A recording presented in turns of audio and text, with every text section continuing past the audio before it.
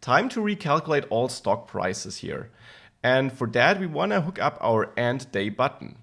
The end day button can be found in the header, and therefore I'll add some methods to this header here so that I'm able to actually use this. I'll name it end day, the method this button should trigger. And here I basically want to call an action I do have in my store, in my stocks.js file to be precise, in the stocks module. For that, I will map the actions because I'll later on also add actions for saving and loading. So here it really makes sense to map all actions. So import map actions from Vuex here. And then in methods, I'll distribute it out with the spread operator again, map actions. And map actions here takes an array because I want to keep the original names.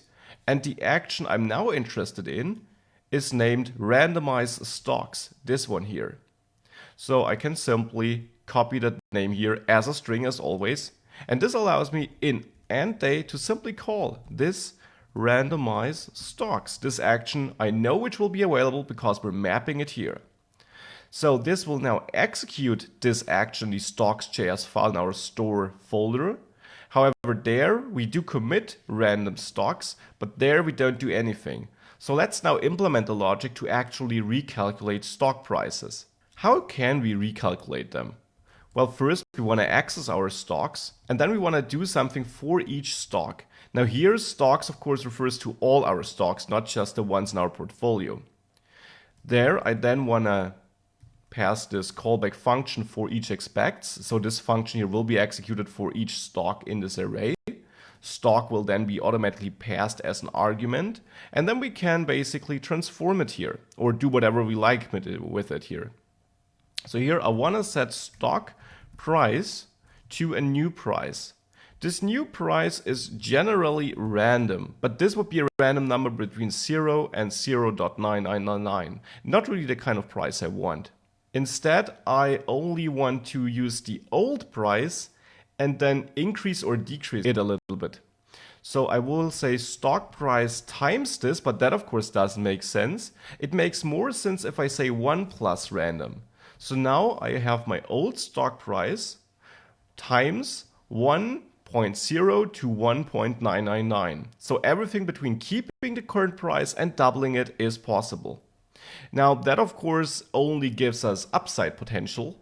So I will deduct 0.5 from that. So now we're multiplying the old price with something between 0.5 and 1.5. Arguably, that's a pretty huge swing for one day, but I think it's fine for this application, and you may of course fine-tune this to your needs. But I don't really want to write the next best finance algorithm here, so that's fine for me. The one thing I want to do though is I want to round the new stock price so that I simply have an integer again. With that, I got a new stock price automatically applied. And now what do we need to do to also reflect this change in our portfolio and all these stocks we have in there? Nothing. That's the awesome thing about Vuex. It's a lot of work to set it up, but in moments like these, you really see why it's so awesome to use in bigger applications.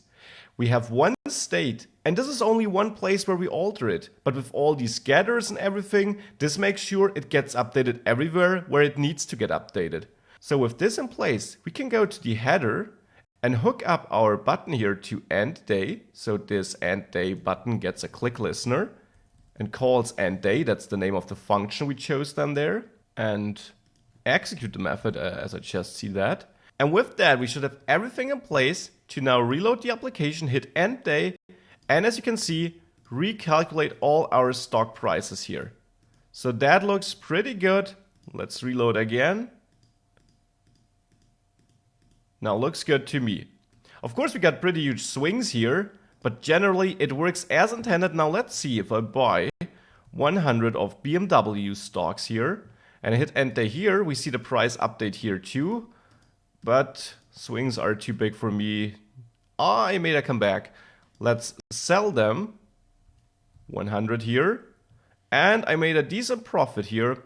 And this is how this works, how it is managed in this global store, and therefore everywhere it updates. And we don't need to manually take care that if we want to change it in one place, we also update it in another place. That's done automatically with this construct of getters and mutations and so on.